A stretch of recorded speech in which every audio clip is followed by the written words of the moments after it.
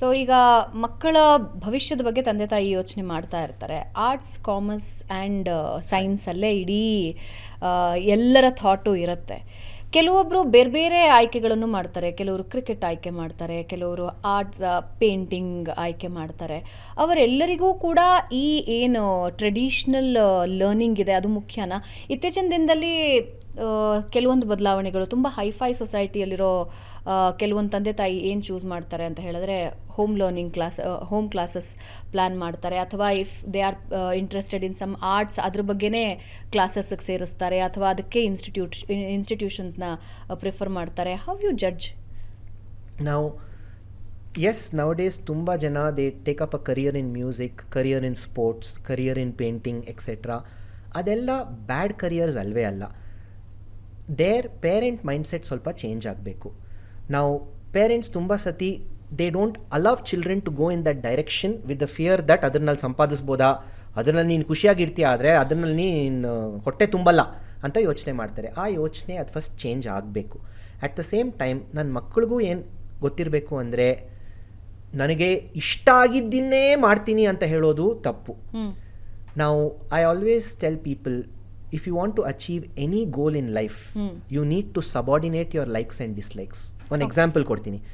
Supposing my goal is to become strong, muscle develop ಮಾಡಬೇಕು ಅಂತ that's my goal.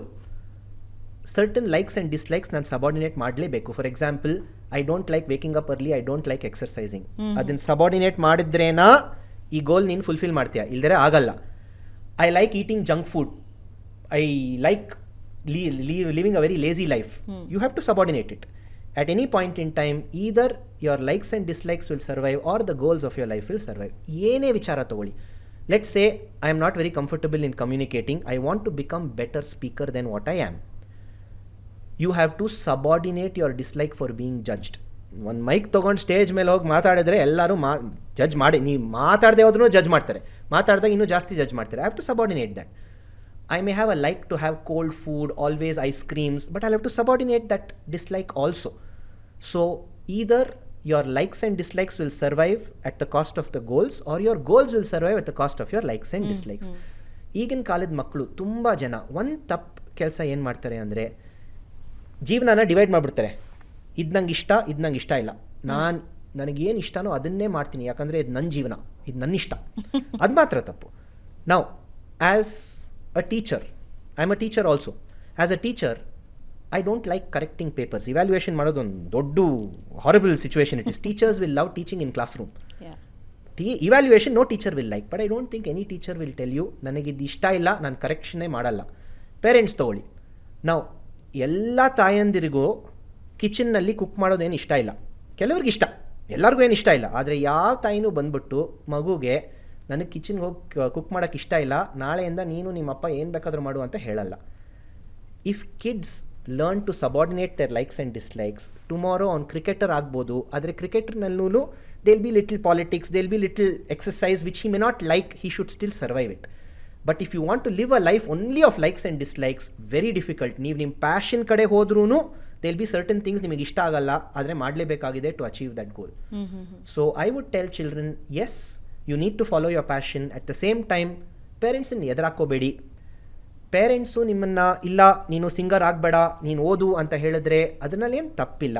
ಅವ್ರಿಗೆ right now they are not able to see a long term future in your passion.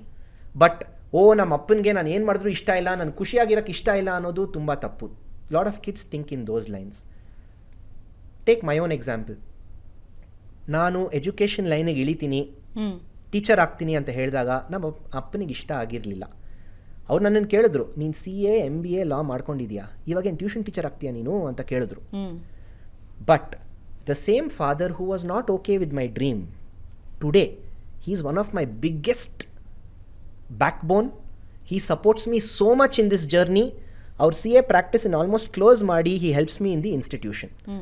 So I use to think ನಮ್ಮ ತಂದೆಗೆ ನಾನು ಏನೇ ಮಾಡಿದ್ರೂ ತಪ್ಪು ಅಂತ ನಾನು ಅನ್ಕೋತಾ ಇದ್ದೆ. ಈಗ when I look back, I realized he was not able to see what I was able to see.